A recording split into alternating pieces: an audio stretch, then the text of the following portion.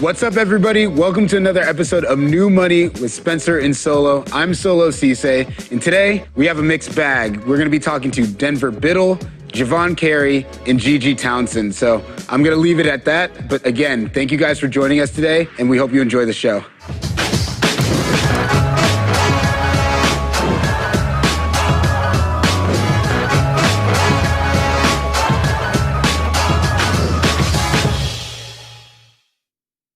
What's up, everybody? I'm Spencer Dinwiddie.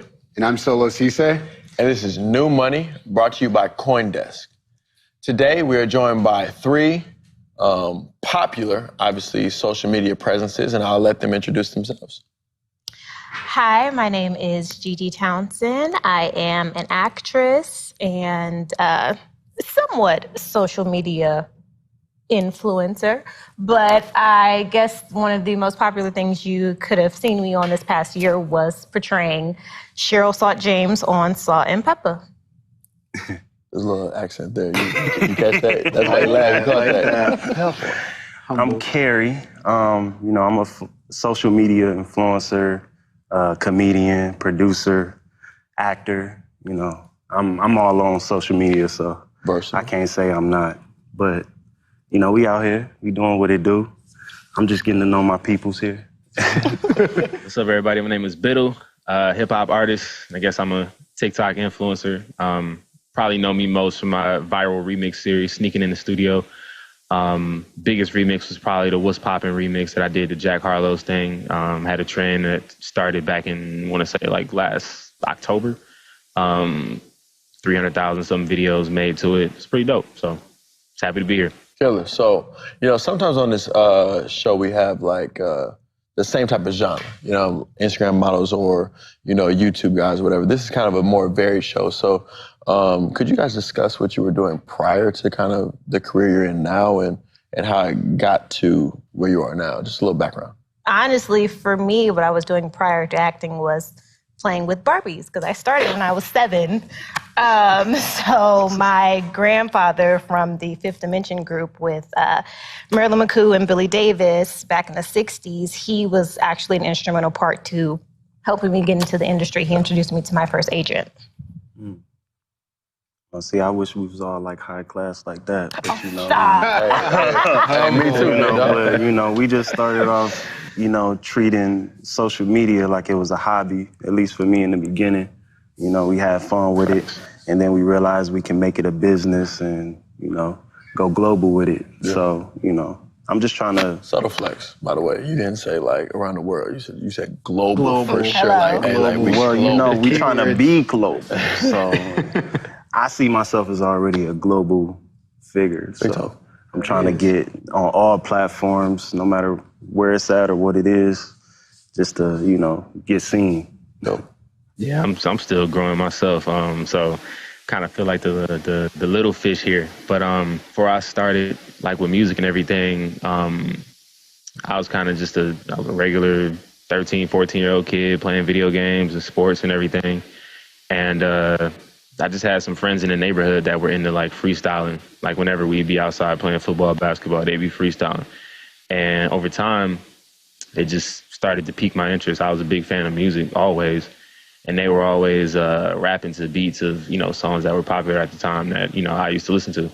So over time, I just, started to join them and ask them like, yo, where'd you get those beats from? And then they told me LimeWire, back when LimeWire was popular. LimeWire, Soulja Boy. Soulja Boy did it first. And, just, started downloading beats and remixing stuff back then. And it kind of just spiraled into, what it is now, which is just, doing remixes, on social media, but then also making my own music too at the same time. So I guess like my question would be kind of, how do you guys, view social media? Like, how do you guys use it, right? Like Gigi, you mentioned that you kind of were like, I'm kind of this, right? Like humble, like in terms of your approach to it. Like, let's not say humble. She was royalty. Yeah. Royalty, right? But like in terms of like how she uses her social media presence and platform that she has, developed now, like, is it like, something that just came after the fact of, outside of what your passion was, like being an actress and things like that? Like, how do you view it versus like, you got Biddle as well as Javon. Like, how do you guys view it differently? I guess for me, lately, I've gotten a lot of like younger girls coming and asking for advice. So I feel like as of late, that's what I've been using it for. And like just trying to spread light into the world, because we all know how much of a dark place social media can be. So like I'll post, daily inspirational things and people will hit me in my inbox like, thank you so much, I needed that. Or, I've had quite a few girls going off to college, like, what would you say for a young girl that has a passion for acting or just getting into the entertainment industry, in general? And one of the first things that I always start off by telling them is knowing and understanding that you are enough first. Because it's so easy to get caught up in this convoluted world of thinking that I have to be like this, I have to look like this, I have to change myself, and throughout my journey acting and on social media, because I'm not going to say that I survived the wave of trying to compare yourself, because I definitely didn't. I got caught in wanting to look like the girls with the bodies and, this and that. And I can say that. You ain't no slouch now. Come on. Listen, I be working hard, okay? Hey. But, I wasn't always that person. Like, I'm in the gym, every day now. And, that was a change that I made. But there was a point in time where I was comparing myself and wanting to look like, what we see highlighted on the Explore page and, things like that. So, I just try to be a real person, on social media and my authentic self. So a lot of it was kind of like just being what you didn't see enough of, right? Like, there's not a lot of that. That's a path that's traveled because everybody wants to be that kind of, we always talk about it. We talked about it in 18 different episodes, whatever you want to call it, about how there's a saturated market for influencers, right? And like what that stereotypical influencer is rinse and repeat. But like it kind of seems like your approach to social media has been different, even similar to you, right? Like a lot of your content is very relatable, and like you want to talk about that a little bit as well. Well, just like what she said, people get on and it's a lot of copy and paste. With social media, what it was like 3-4 years ago it's not the same now. And a lot of people are trying to be YouTubers, Instagrammers, or whatever the names are nowadays. But like you said, you just hop on there and you act like yourself, you be different. You can't really be afraid of what to put out because a lot of people put out the same stuff. And you gotta be a little bit more natural and be willing to just like push anything, because a lot of people don't like to push their content. Fail, kind of. So with me, I just push it. I don't think twice about it. I just throw it out there and see what happens with it. And then I try to collab with people, because collabing with people builds you as well. But Instagram, with the activity and how it's going, it's just a lot harder to grow. And it's a lot harder to put your content out there without Instagram, like, not showing enough people. Shadow banning you, right? That was something that I've learned in the last couple of days from our podcast episodes. I didn't know shadow banning was like a real thing. Oh, yes. I just posted basketball photos and thought I was like, cool, like y'all exposed me to a whole new thing. Tag photos, shares, But you see the difference between LeBron's page and somebody who just posts pictures every day. Oh, for sure. And they can do it every single day, and it won't hit as much as somebody like LeBron's status posting one picture a week and getting all that activity on Instagram. Everybody on Instagram has seen it. Like J-Lo, you see her. I know everybody's seen her. I know. We listen, this is New Money brought to you by CoinDesk. We all deserve to see J-Lo. Stop playing with me. So, yeah.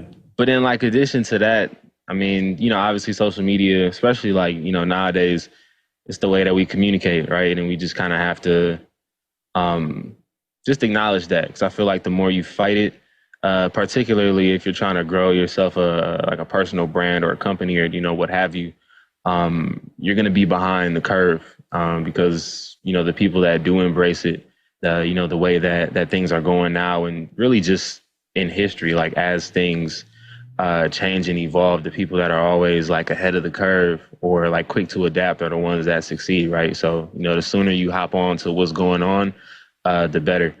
While maintaining your mental health, as we kind of talked about earlier. But then at the same time, like with that, we should, use it as a tool, which is something that I've, as I've grown up, have like learned to like see it that way and utilize it that way. Because, before, when you're younger and you don't really have your identity, it's really easy to look towards like social media and what you see and the kind of responses that you get on your posts and everything, and associate that, or like that kind of like everything all adds up as like, your identity almost, if you're not like really solid in who you are. So I think that especially like as somebody that really gains like traffic and attention, that they can, point towards their brand on social media, you just got to keep in mind that it is also very much a tool, and you got to use it as such. So. Yeah, so I mean, with that being said, like you've kind of spoke to how rapid the turnover rate is, being, I guess, realistic and using social media as a tool. And obviously, all three of you guys do that extremely effectively. But like, what do you do to like stay relevant? Because obviously, trends change so quick, and even with now the rise of TikTok, right? You got 6-second videos. Like things are shifting in 6 seconds now, not even as long as a YouTube video. Man, when I tell you keeping up with social media is a lot, like there's a new app every month. And if we have to hop on to each and every app just to be relevant, it could drain some people. Yeah. But if you just have creativity that never runs out, organic, then it's a natural feeling. Like I can get on any app and go crazy, but is it worth it? I'm going to pause 1 second and say, like, that was a little bit of a subtle flex. We sometimes call it subtle flex on this podcast, because you said I can hop on any app at any time and go crazy. And be me. Like, you know what I'm saying? Some people can't do that. I mean, you could, just like what she said, you got to get on there and bring a presence. I ain't mad at it. I'm just saying, you flexed on us a little bit, so I just wanted I would consider myself an OG. Okay. Yeah. I've been doing it for like 5-6 years, man. So say it again. Social media is getting old to me. So he said he's been around here. He said he's been around. Hey, that actually is a good point this is a podcast for the people. Talk your trash. That actually is a good point too, though, because you were talking about, Spence had mentioned like you have 6 seconds to capture someone's attention, right? Like for you, you in production, like where do we go from here? Like that's the one question we haven't asked anybody that, but like, do you think we're gonna like how short can people's attention spans really get? Real short nowadays. Like TikTok is not. 6 seconds was never enough for me. Where do you guys really think we go from here? Like, are we going back to pictures? What, like, is like? Well, supposedly I heard Instagram was taking pictures away. What? No. Yeah. What? Oh, wait. Is that breaking news on New Money by CoinDesk? Oh my God, I'm plugging y'all something crazy right now. Instagram feels threatened by TikTok, so they feel like they want to become an all video app and want to take away pictures completely. Instagram models, watch out. But Instagram models are toast. Wow. It's over. No more selling creativity. They had that feature where you can hide your likes, because a lot of people feel like they don't get enough likes. Yeah. So that make them feel insecure. They got too many apps. To make yourself skinny. Oh, that's what makes yourself skinny. I thought it was to enhance. Oh no, they got those too. They got both. Damn, Gigi, let us know. They got everything. Give us the trick. They got everything. Trust me. I don't even know to like cover your bumps and stuff. I ain't know all that. Oh no, they got everything. I'm sorry, Denver. I feel like we alienated you a little bit. You want to chime in on these apps?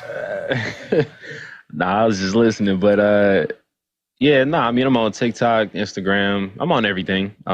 More active on like Instagram and TikTok and YouTube, but as far as like where things are headed, I couldn't tell you, man. Like, you always hear that like history repeats itself. So like, I feel like, with Vine, that was kind of like the intro to like the short form video. And like either it was a history repeats itself thing, or it was just like, it just wasn't the right time for it. Cause now, TikTok took that idea and ran with it. They started out with like, the 15-second videos, and now that got increased to like a minute, and now they've like rolled out the 3-minute long videos. So like, who knows? Like maybe they're gonna have, you know, a feature where you can, it's like an IGTV, YouTube length kind of thing on there. And they kind of just become like a one-stop shop. I'm not sure, but I know, you know, Instagram and YouTube are trying to compete with like YouTube Shorts and Instagram Reels, because they felt, especially Instagram, feeling threatened with everybody complaining about organic reach, right? So they were like, all right, well, what can we do to make posting on our platform more enjoyable again? And then they dropped Reels, and now you got everybody and their mama dropping Reels, because it's like organic traffic is back now. You know what I'm saying? You can grow on Instagram by posting on Instagram.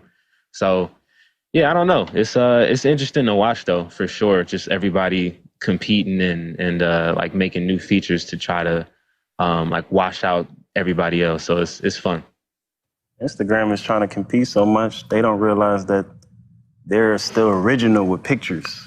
Yeah, no, I mean, I think that's a statement to what we were talking about before the podcast started. Sometimes you try to compete too much, get too anal about certain things. You don't realize when you won. You take away pictures, what else are we going to enjoy on Instagram? Right. Hey, listen, we all enjoy a good picture now. But, you know, to that point, and to have a little segue, right?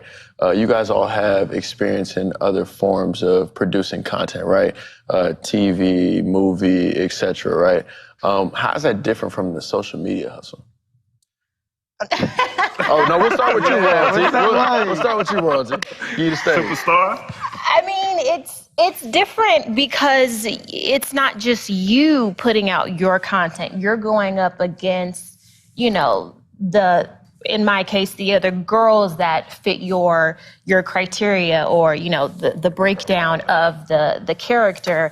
And then beyond that, you're, you know, proving yourself to the executives, and then you're being signed off by the networks. And, you know, there's so many different leaps to get to even, you know, walk on to set, to, you know, sign your deal memo. There's so many different things that you got to go through before. And even before you get the audition, you know, your team submits you. And then the casting director says, okay, yeah, I want her to come read.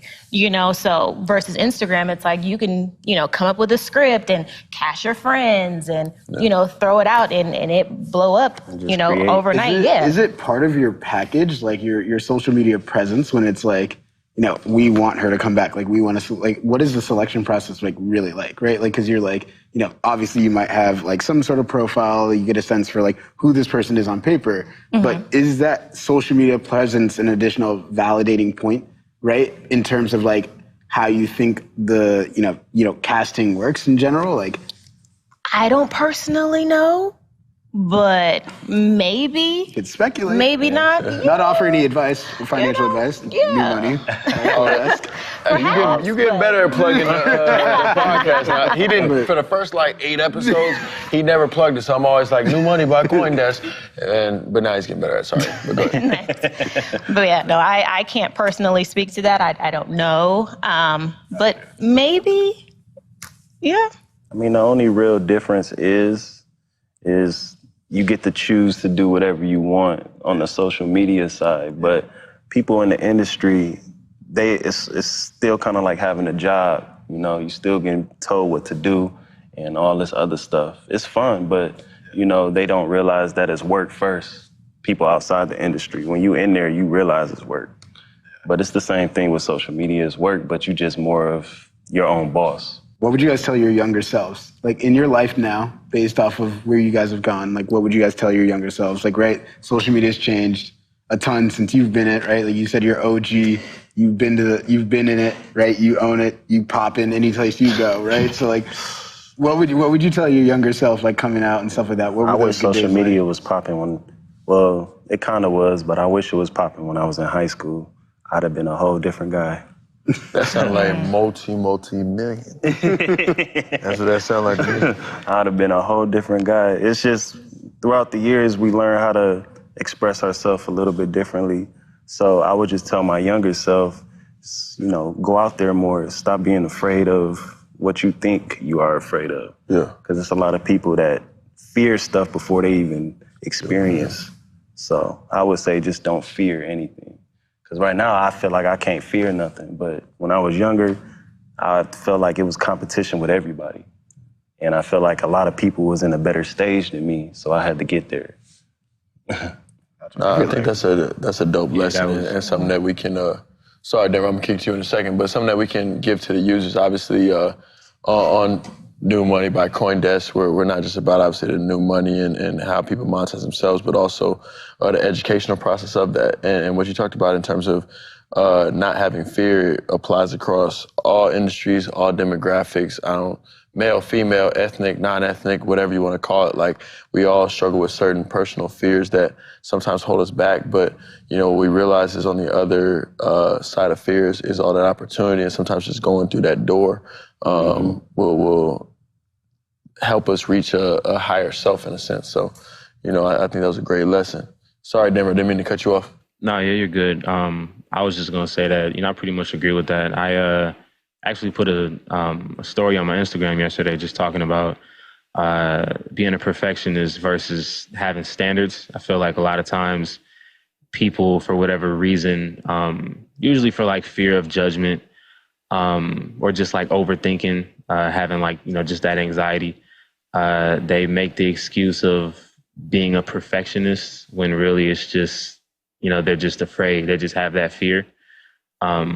And like, I feel like that's almost a fine line sometimes, right? Like having a certain standard for like maybe your social media content, some like music or whatever your art form is, versus being too afraid to put something out. I feel like once it crosses that quality threshold that you set for yourself, then everything after that is preference, taste, or whatever. But you have to set that so that you don't get caught up in this trap of trying to be like perfect, because that doesn't exist. Like, get that in your head right away.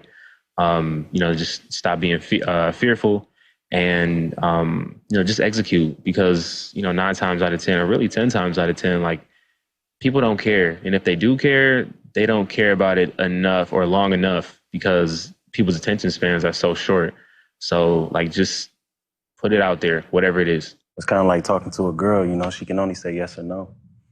I know. Listen, we may not on New Money by CoinDesk give you financial advice, but we will give you dating advice. And so, oh my, you want to do that right now? To the OG's point, hey, all she can say is yes or no.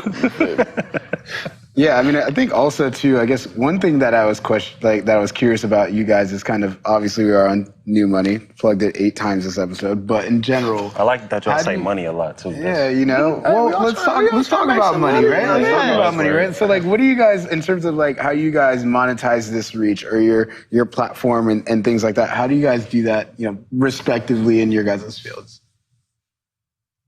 Well, this should be addressed to the both of them. Because listen, I don't even have reels on my page, so like I'm probably the worst person. That's why I said kind of social media influencer, because like I'll be in videos with my homeboys, but like.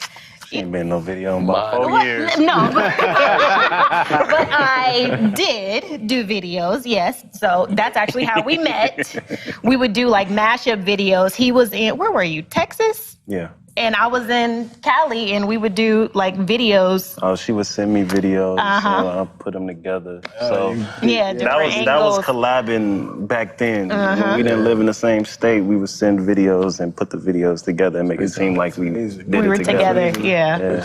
So I saw one the other day with you and the dancing lingerie video. Oh, that one was so funny. Yeah, every so often I see him like pop up on Twitter too. Hilarious. But yeah, no, I'm probably the worst one to ask about monetizing on the Instagram. So I'm gonna throw it to you. No, you. That's you. Denver sounds like you got to answer. What you got? Man, like I'm actually like learning myself like how to really transition into a entrepreneurial mindset. Like my biggest forms of monetization have really just been like, you know, different brand deals. So I mean, you know, for the most part, those are handled by way of like, you know, like a media kit and a price sheet that I have. And it could be anything. It could be music involved. It could be, you know, just like acting-ish, you know, like just some kind of skit or whatever. promotional posts, just me announcing or co-signing a product or a service or whatever, or a combination of all of that. And then, obviously like streaming for music. And then that's really been it. Those have been the two most, I guess, consistent. Looking to build out other forms of monetization, but, I'll let y'all know how that goes as it continues to build. I mean, we still waiting to hear from you, OG. Oh. Well, ask me the question again. I got lost in his wisdom. Very simply, talk about the bag and how social media gets you to the bag. That's what the viewers want to hear. Well, consistency for one. I feel like the biggest bag on social media so far is YouTube, because you can put, content. You can put content, no matter how long it is, on there and make good money on there. Instagram, it took me a while, so I'm not gonna say much on Instagram, but now they're getting to a stage where it's easier to pay people for doing content on there. And I think you have to have up to 3 minutes on that, Facebook and YouTube, to even get monetized. You have to have a certain amount of watch hours on YouTube. I think it's like 4,000 watch hours and 1,000 subscribers. Is there a manual somewhere? YouTube University. YouTube University. Yeah, YouTube. You can learn everything on there. I'm not gonna say everything you can learn, but you can learn a lot of stuff on YouTube. Do not seek financial advice on YouTube. Well, you can. Yeah, you definitely can. You can see all types of advice. Good start. Dating advice, New Money by CoinDesk, but we are low-key. He ain't letting that go. Hey, no, we low-key a dating show, because our last episode talked about how Instagram is the #1 dating app in the world. No, it's the #1 trouble app. Trouble app. Yeah. Trouble app seems to infer that there are transactions going on. Yeah. I mean, if you're trying to find sugar daddies or whatnot. Be honest now. Be honest. Sorry. You're from Wall Street. Get us back on track. My bad. Nah, I mean, I think, from that perspective, I think the only person that hasn't answered is, she threw the law back to OG, but I'm trying to hear what Royalty got. Like, what's it look like in acting then? Like, or in general, like, how do actors, like, coming up and stuff like that? Like, where do you guys look for revenue sources and stuff like that? I mean, we look for revenue sources with what we book, our acting gigs. However, if one of these two, knowledgeable gentlemen want to write me a manual so I can get some of that New Money by CoinDesk via Instagram, Listen. let the kid know. Listen, man, just based off that, right now I'm going to take the time to plug Galaxy app, because that's what me and my boy Soul have co-founded. Granted, because Gigi is the first person to plug New Money by CoinDesk. Thank you. On her CoinDesk. I think we need to, Joanna, we need to get her a endorsement, sponsorship, something like that. Oh. Sorry. CoinDesk, Too late. We only get money the first here. No, but we're coming up on time. I want to thank you guys. Obviously, this is a show that we want people to feel comfortable on. We have varied talents here, with obviously Denver Carey and Royalty Gigi. On New Money by CoinDesk. Again, I mean, we have plugged this more than we ever have in any show. But I want to thank you guys again. I'm Spencer Dinwiddie with my co-founder, Solo Cisse. We're signing out. Just want to thank you again for joining us. All right, for sure. CoinDesk, by the way, Maybe you can get like a fractional share or something. Gigi gets everything else. I shout you out. No money for Javon. But free dinner at New Surrey. Yes. Okay, all right. Steak dinner. I got you. Thank you.